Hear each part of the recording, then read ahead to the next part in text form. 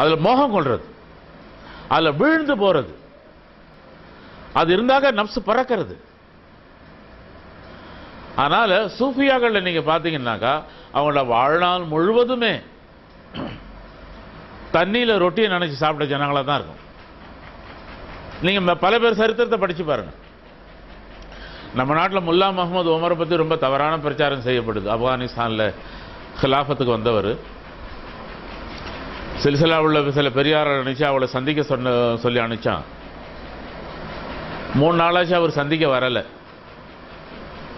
அப்போ அவங்க செக்ரட்டரியில் இவங்க பார்த்து சொன்னாங்க, சந்திக்க வரல அப்படின்னும் போது நாங்கள் திரும்ப போகிறோம், நாங்கள் இருந்து என்ன பண்ணுறோம் அப்படின்னா, இல்லை அவருடைய உடல்நிலை சரியில்லை, அதனால தான் உங்களை சந்திக்க விரும்பலை, டெம்பரேச்சர் அதிகமாக இருக்குது அப்படின்னா.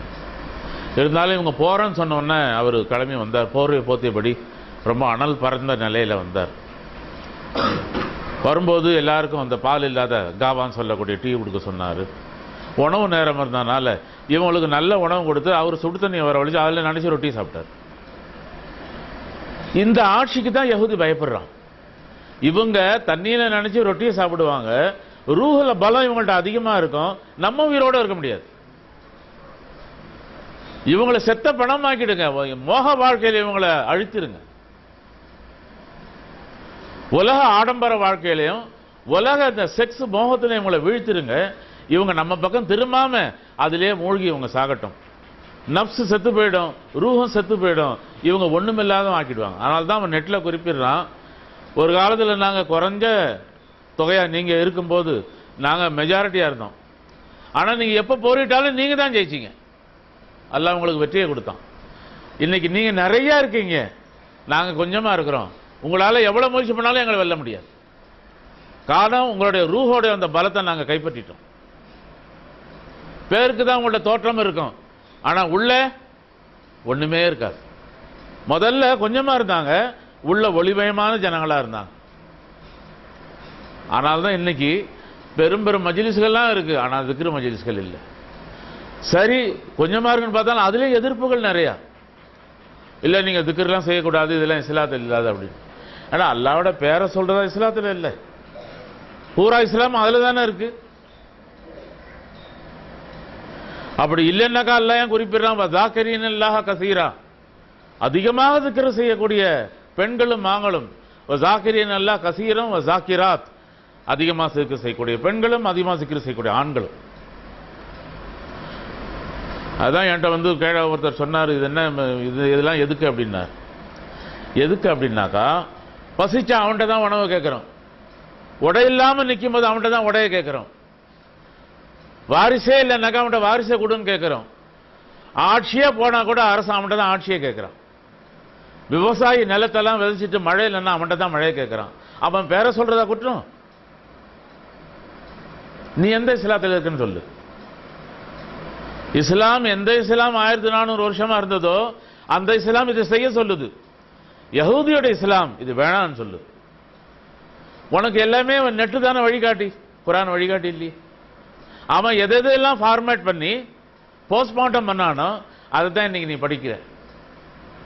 ஏன்னா நீ பெரியார்களை வெறுக்கிற, நல்லவர்களை வெறுக்கிற, நற்செய்தி சொன்னவர்களை வெறுக்கிற, சுத்தமான உத்தமான மனிதர்களை நீ வெறுக்கிற, ராத்திரிலாம் நின்று வணங்கின அந்த ஜனங்களை வெறுக்கிற, தங்களுடைய செல்வத்தை செலாத்துக்காக செலவு பண்ணாங்களே அந்த ஜனங்களை வெறுக்கிற. இன்னைக்கு இஸ்லாம்ன்ற பேரை சொல்லிக்கிட்டு சுருட்டிட்டு இருக்காங்களே அவங்கள நீ யாசிக்கிற, நேசிக்கிற. அதனால இந்த மஜ்லிஸ்கள்ல நமக்கு அல்லாஹ் கிடைக்கிறான் அப்படின்னும் போது அந்த மஜ்லிஸ்கள் உகந்த மஜ்லிஸ். ஏன்னா அல்லாஹ் குறிப்பிடுறான், மற்ற வணக்கங்களையும் விட வல ஜிக்ருல்லாஹி அக்பர், அல்லாஹ்வை நினைவு கூறக்கூடியது மிகப்பெரியது. இன்ன ஸலாத்த தன்ஹா அனில் ஃபாஹ்ஷாய் வல் முன்கர், தொழுகைங்கிறது மானக்கடான விஷயத்தை தடுக்குது, குற்றம் குறை செய்யறதை தடுக்குது, தேவையில்லாத வார்த்தைகளை தடுக்குது. எங்க தடுக்குது நம்ம பார்க்கிறோம். தொழுகிறவன் எல்லாம் ஃப்ராட் பண்ணத்தான் செய்யறான், ஹஜ்ஜுக்கு போறவன் எல்லாம் ஃப்ராட் பண்ணத்தான் செய்யறான். ஏன் பண்றான்? அதெல்லாம் தடுக்கலையே. காரணம் எதை விட்டாங்க? அதுக்கு அடுத்தது அல்லாஹ் குறிப்பிடறான், வல திக்ருல்லாஹி அக்பர், அதை விட்டுட்டாங்க. வல திக்ருல்லாஹி அக்பர் இல்லைங்க, இதெல்லாம் தேவையில்லை அப்படின்னும் போது ஒழுக்கம் போகத்தானே செய்யும்.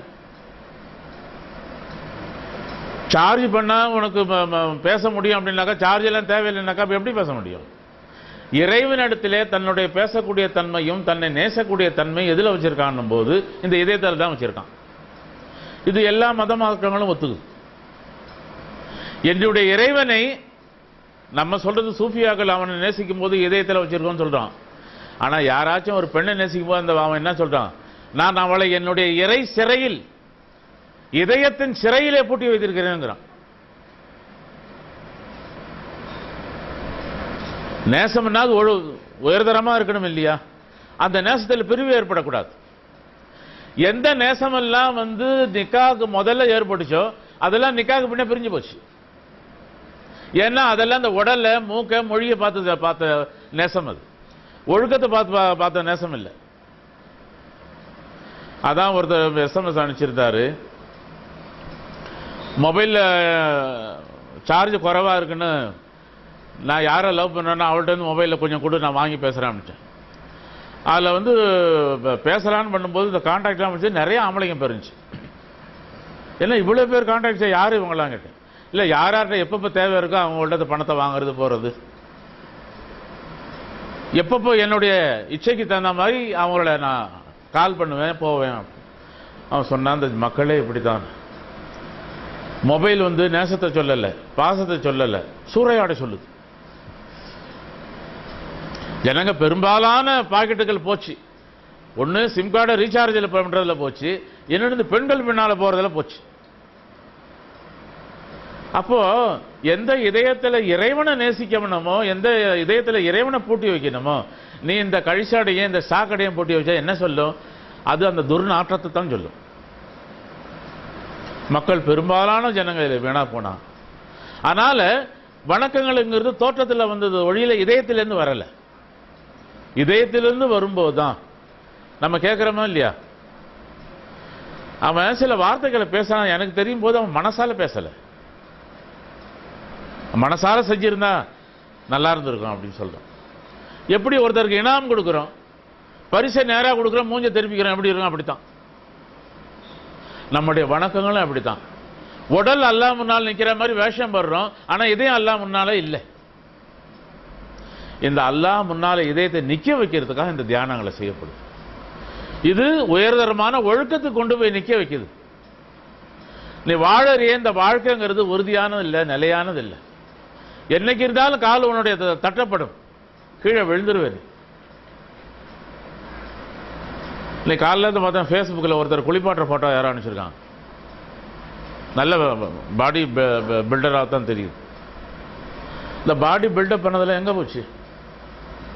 நல்லா முரட்டுத்தனமாக தான் இருக்குது கை காலெலாம். இப்போ எப்படி திரும்பினாலும் அந்த உடம்பு திரும்புது. அதுதான் சூஃபியாக்களில் சொல்கிறாங்க, நீங்கள் எங்கேயும் யாரையும் தேடும்போது இவர் ஹக்கானவராக பார்த்து தேடுங்க. அவர் உங்கள் பாக்கெட்டை பார்க்குறவராக இருக்கக்கூடாது. ஏன்னா திருப்பூரில் என்கிட்ட ஒருத்தர் வரும்போது பனியை உற்பத்தி பண்ணக்கூடிய நிட்டிங் கம்பெனி வச்சிருக்கவர் சொன்னார், பெங்களூர்லேயும் ஒருத்தர் அடிக்கடி வரதா சொல்லுவார், வீடு நல்லா இருக்க எழுதி வையன், தோட்டம் நல்லா இருக்க எழுதி வையன், சொத்தெல்லாம் போச்சு. அந்த மாதிரி பல பேர் இந்த பீர்ஹானான்னு சொல்லக்கூடிய இடங்கள்ல அவர் ஷேக் என்ன சொல்றாரோ கொடுன்னா கொடுத்துட வேண்டியது. முதல்ல சந்திச்சாலே ஒரு சில ஆயிரங்களை அவங்க பாக்கெட்டில் வைப்பாங்க. அவர் என்ன பண்றாருங்கிறதே நமக்கு தெரியாது. ஒழுக்கத்தை உயர்ந்த நோக்கத்தில் போதிக்கக்கூடியவர் ஒழுக்கம் என்ன எல்லா பாக்கெட்டையும் கிழிச்சுக்கிட்டே இருந்தாங்க என்ன அர்த்தம்? அதனால அவர் நம்மளை விட மோசமா உலக இச்சை உள்ளவரா இல்ல உலக இச்சையிலே மீண்டு அதுலேருந்து உட்கார்ந்து இருக்காரான்னு பார்க்கணும். நம்மள்ட்ட இந்த பயிற்சி செய்யும் போது எந்த அளவுக்கு அல்லாஹ்வுடைய நேசம் ஏற்படுது, வணக்கத்தில் பிடிப்பு ஏற்படுது. இன்னைக்கு காலையில் ஒருத்தர் காஷ்மீர்லேருந்து ஃபோன் பண்ணார், எப்போ நீங்கள் வந்தீங்களோ உங்கள்ட்ட தொடர்பு ஏற்படுத்தலையே இந்த பயிற்சியை காலையில் 3 மணிக்கு எந்திரிக்கிறேன், தஹஜ்ஜத் தொழுகிறேன், திக்ர் செய்கிறேன், மக்ரிப் புரு செய்கிறேன், எனக்கு பிடிப்பு நல்லா இருக்கு. தவறான செயல் சொன்னால் மனசு பிடிக்க மாட்டாங்குது, ஹலாலை விரும்புது, ஹராமை வெறுக்குது. சொன்ன இதுதான் ரூஹோட வளர்ச்சி. ரூஹோட வளர்ச்சி என்ன? ரூஹு ஹக்க தேடுது, ஹலாலை தேடுது. உடலும் இந்த அறிவை எதை தேடுது? பெருமையை தேடிது. நான் சொல்லக்கூடிய அந்த நெஞ்சை நிமித்து வைக்க சொல்லுது. பல பேர் உட்காந்துருக்கும் போது நானும் இருக்கணும்னு சொல்லுது.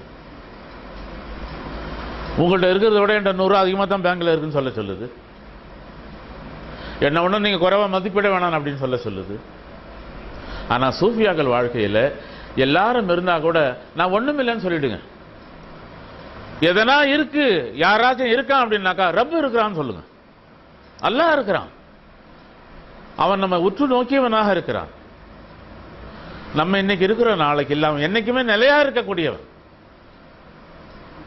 அந்த நிலையா இருக்கக்கூடிய இதயத்தில் நிலைநிறுத்தினீங்க அப்படின்னும் போது நம்மளும் நிலையா இருப்போம். எது வரைக்கும்? சோனத்தின் பயணத்தின் வரையும் நிலையான இருக்கும். அதனால் அன்பானவர்களே, வாழ்க்கையில் வாழக்கூடிய நாட்கள் ரொம்ப குறுகிய நாட்கள். சேமிச்சு வைக்கக்கூடியது அப்படின்னும் போது இந்த இதயத்தோட ஒளியை தான் சேமிச்சு வைக்கக்கூடியது. இது ஒளி நல்லா இருக்கு, கபரில் அடக்கம் செஞ்சவொடனே அது வெளிச்சம் ஆயிடும். இது இருட்டா கொண்டு போனோம், வேற யாரும் அங்க வந்து டார்ச் அடிக்க முடியாது. அடுத்த சில நாள்லயே அந்த கபரை தோண்டும் போது நம்மளுடைய அடையாளம் இல்லாம போயிடும். பல பெரியார்களை அவங்க மௌத்துக்கு பிறகு பல நாட்கள் பிறகு தோண்டி எடுத்தா கூட அந்த கஃன் துணி கூட வீணாகாம அது எப்படி இருக்கும்? அந்த மண்ணை அந்த தட்டிட்டு அந்த மையத்தை திரும்ப அங்க வச்சிருக்காங்க. நமக்கு பார்க்கறதுக்கு உடல் அசையாம இருக்க வழியில அவர் உயிரோடு இருக்கார். காரணம், அதுல ரூஹ் உயிரோடு இருக்கு. நம்மளுடைய கபரில் உயிரோட்டம் இருக்கணும், வெளிச்சம் இருக்கணும், பசுமையா இருக்கணும், குளிர்ச்சியா இருக்கணும்னாக்கா ரூஹை நம்ம உயிரோட்டமா வச்சிருக்கோம். அது காரணம், அந்த ரூஹில் அந்த ஒளி இருந்தா அது உயிரோட்டமா இருக்கும். அதுக்காக தான் இந்த பயிற்சியெல்லாம் செய்ய வேண்டியது. நமக்கு ஒன்றும், நான் தான் ஒருத்தர்கிட்ட குறிப்பிட, எங்கள்கிட்ட ஒன்றும் பைத்தியக்கார நாய் கடிச்சில்லை, நாங்கள் தலையாடிட்டு உட்காந்துருக்கிறதுக்கு மூச்சை வேகமாக இருக்குது. இது பயிற்சி, காலகாலமாக செஞ்ச வந்த பயிற்சி. இது இப்போ செய்யப்படுது. மக்கள் தொகை ஒரு காலத்தில் இதில் அதிகமாக இருந்தாங்க. எங்கே பார்த்தாலும் திக்ரு சபையில் காண காட்சி கிடைச்சது. பகதாது இன்னைக்கு பேசக்கூடிய பெருமை மிக அந்த வலியுல்லாக்கள் நகரமாக விளங்குச்சு. எங்கெங்க பார்த்தாலும் ஒளி மிகுந்த இதயங்கள் முன்னாலும் பின்னாலும் போக்குவரத்தில் இருந்தது. இன்னைக்கு எங்கே பார்த்தாலும் டாக்ஸியில் காரில் வந்து பாம்பு அடிக்குது. ஒரு காலத்தில் 100 தெரிஞ்சு இன்னைக்கு 4 தெரியுது. ஒரு காலத்தில் ஒளி தெரிஞ்சு அதனுடைய வெளிச்சம், இன்னைக்கு நெருப்பு எரியுது அதனுடைய வெளிச்சம். அதனால காலங்கள் மாறும். அந்த மாறும்போது ஹிஸ்டரி மாறுது. நல்லார்கள் வாழ்ந்த அந்த இடங்கள்ல தீயார்கள் வர ஆரம்பிக்கிறாங்க. எப்படி 5 வருஷத்துக்கு ஒரு தடவைக்கு தேர்தல் வந்து அது ஆட்சியாளர்களை மாற்றுதோ, அதே மாதிரி பல மன்னர் ஆட்சி காலத்தில் வேற ஒரு மன்னர் வர்றாரு. நீதி எங்க கிடைச்சாங்க, அநீதி கிடைக்க ஆரம்பிக்குது, கொடுமை செய்ய ஆரம்பிக்கிறாங்க. அப்ப என்ன ஆகுது? மாதம் மும்மாறி பெய்யக்கூடிய அந்த மழைகளுடைய நிலைகள் மாறுது, விவசாயம் பொய்ப்பிக்குது, மக்களுடைய நற்குணங்கள் மாற ஆரம்பிக்குது. இந்த மாதிரி சபைகளை அழிக்கணும்னு நினைக்கும் போது நாடுகள் என்ன வருது? வெறும் புயல் வெள்ளத்தை தவிர சுனாமி தவிர வேறு ஒன்றும் இல்லை. அதனால அல்லாஹ் நம்ம எது வரைக்கும் உயிரோட்டமா நம்ம வச்சிருக்க முடியுமோ, நான் தான் உயிரோட இருப்பேன் மொழியில, அல்லாஹ் எப்பவும் இருக்கக்கூடிய.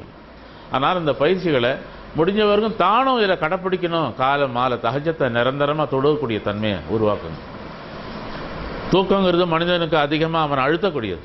ஆனால் தஹஜத்தில் எழுந்து 3 மணிக்கு நிற்கணுங்கிற எண்ணத்தை அதிகமாக்குங்க. அதுக்கு பிறகு காலை வரைக்கும் ஃபஜர் வரைக்கும் இந்த திக்ரு செய்யுங்க. ஃபஜரை தொழுவுங்க.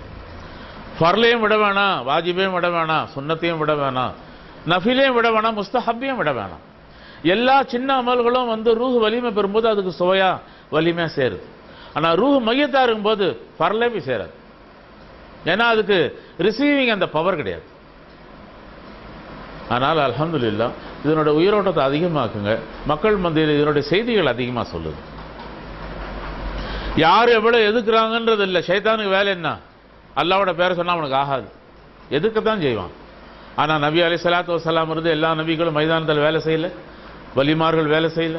அதே மாதிரி எல்லாருக்கும் இதுல இந்த பயிற்சி செய்யும் போது ரூஹ் வெளிச்சம் ஆகும்போது வலிமார்கள் தான். இதுல இந்த படித்தரங்கள் கிடைக்கும் போது அந்த கிராஜுவேஷன் கிடைக்குதா இல்லையா, விலாயத்து தான் அது. அதனால அல்ஹம்துலில்லாஹ் இதுல நிறைய முயற்சி பண்ணுங்க, மக்களை ஒன்று திரட்டுங்க. எவ்வளவு வந்து உட்கார்றாங்களோ அவங்களுக்கு இந்த பயிற்சியை சொல்லிக் கொடுங்க. அல்லாவை அறிமுகப்படுத்துங்க. அல்லாஹ் நாவல இருக்கிறான், இதயத்தில் அறிமுகப்படுத்துங்க. ஒழுக்கத்தை அவங்க பேணி காக்க சொல்லி அவங்களிடத்துல வாழ்க்கை முறையை போதிங்க. நபி அலைஹிஸ்ஸலாம் கடைசி வரைக்கும் போதிச்ச வாழ்க்கை என்ன? உயர் ஒழுக்கம். அது சஹாபாக்கள்ட்ட அப்ளை ஆச்சு. அங்கேருந்து தாபைகள், தபா தாபையன்கள், அவுலியா சாலியின் படிப்படை. இவங்கெல்லாம் யாரு? ஹக்கா வாழ்ந்த ஜனங்க. காரணம், இந்த ஹக்கை உயிர்ப்பிச்சாங்க. நம்மள்ட்ட உள்ளவர்களுக்கு பேர் என்ன? ஹக்கீகத், ஹக்கு. உடம்புங்கிறதுனா பாத்தில், சாக்கடை. என்னத்தான் இதுக்கு வந்து நீங்க பாலிஷ் பண்ணி பெர்ஃப்யூம் அடித்தா கூட கொஞ்ச நேரத்தில் வேர்த்து போச்சுன்னாக்கா அந்த மனிதன்கிட்ட உட்கார முடியாது. ஆனால் ரூஹுங்கிறது அல்லாஹ்வோட ஒளியிலிருந்து வந்தனால எப்போவுமே அது சுகந்தமாக உள்ளது. ஆனால் தான் அந்த சுகந்தத்தை சுவனத்தை அல்லாஹ் குறிப்பிடுறான். இந்த ரூஹ பலமாக்கி வரும்போது இந்த சுகந்தத்தை கொண்டு அந்த சுகந்தத்தை அனுபவிங்க. உடலை நீங்கள் பலமாக கொண்டிங்கன்னா இந்த நாத்தத்தில் நரகம் தான் உங்களுக்கு கிடைக்கும், வேறு ஒன்றும் கிடைக்கும். இதுதான் நம்ம இந்த உலகத்தில் உள்ள இந்த ரெண்டே தீம் தான், ரூஹோட வாழ்க்கையா இல்லை உடலோட வாழ்க்கையா. அதை தேர்ந்தெடுக்க வேண்டிய பொறுப்பு நம்மள்கிட்ட இருக்குது, முடிவு நம்மள்கிட்ட தான் இருக்குது. எல்லாம் முடிவு விட்டான், நீங்கள் எதை தெரிஞ்சு நீங்கள் அங்கே போக போகிறீங்க. ஆனால் ரெண்டு என்கிட்ட இருக்குது அப்படின்னு குறிப்பிடுறோம். அதனால் அல்ஹம்துலில்லாஹ் இதனோட பயிற்சிகளையும் இதனுடைய வணக்கங்களையும் இதில் தீவிரமாக ஆர்வப்படுங்க. இதில் என்ன ரிட்டையர்டாக மக்களுக்கு மட்டும்தான் அப்படின்னு இல்லை. நீங்கள் பார்த்தா கொஞ்சம் வயசாகிடுச்சு, எனக்கும் வயசாகிடுச்சு. ஆனால் வாலிபர்கள் அதிகமாக கொண்டாங்க, நிறைய வாலிபரை கொண்டு வந்து சேருங்க. ஆர்வம் உள்ளவங்க, அவங்கள்ட்ட கல்வி தேடணும் ஆர்வம் இருக்குது, எதாச்சும் பயிற்சி செய்யணும்னு ஆர்வம் இருக்குது, அதில் ஈடுபட்டாங்க அப்படின் போது அவங்க மாறினா சமுதாயம் மாறும். அல்லாஹ் கபூல் செய்வானாக. நம்முடைய நிகழ்ச்சிகளை புரிந்து கொண்டு வரக்கூடிய நாளை நிகழ்ச்சியை தொடர்ந்து செய்யக்கூடிய நல்வாய்ப்பினை வழங்கி தந்தருள்வனாக. வாஹிரு தாவானா அல்ஹம்துலில்லாஹ்.